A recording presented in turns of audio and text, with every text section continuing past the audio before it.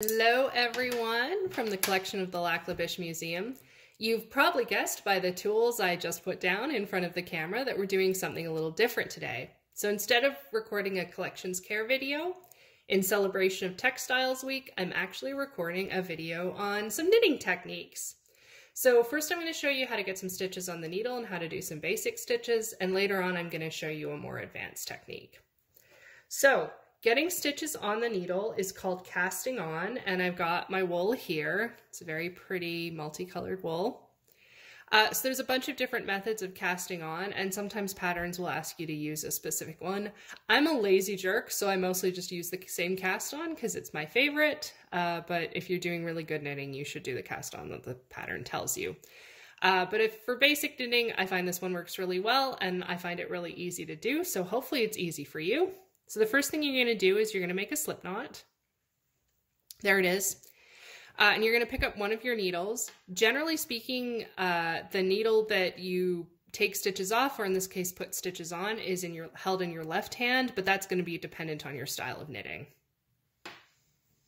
So there we go. Put the slip knot on the needle. I'm going to pick up the other one, which I'm holding in my right hand, which is fairly common. And what I'm going to do is I'm actually going to put it through the loop. And I'm going to do it from the back, and I'm going to go up. This will be important later. And then I'm going to take my wool, and I want the wool that's coming from the ball. I don't want the little short end. I want the long piece.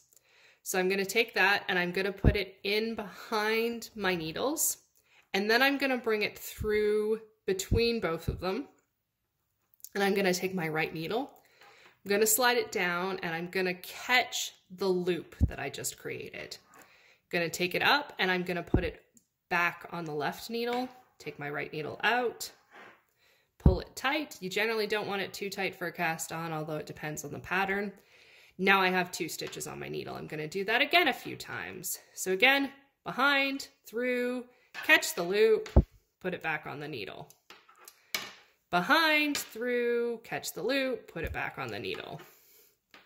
Behind, through, catch the loop, back on the needle, behind, through, catch the loop, back on the needle, and so on and so forth.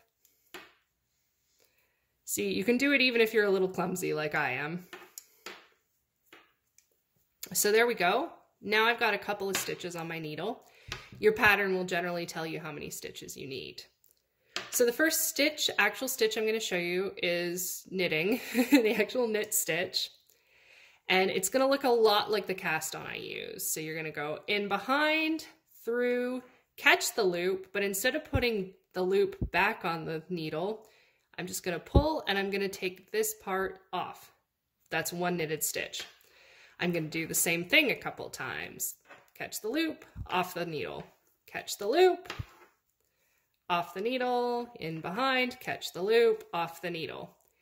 Now there's another stitch that a lot of patterns call for, which is called purling. And it's also the stitch that's created in back of the knitting stitch. So what you're gonna do, first up, very, very important, before you do any stitch, take your wool, put it in front of your needle. If you don't do that, it's gonna mess up your knitting and maybe add new stitches. It's gonna be a total mess. So I'm basically going to do the opposite of a knitted stitch. So I'm going to go into the loop, but I'm going to go in front and I'm going to go down, but then I'm going to bring the wool in between the needles again, make a loop, pull it off. Again, down in front, wind the wool around, pull it off. And that is purling.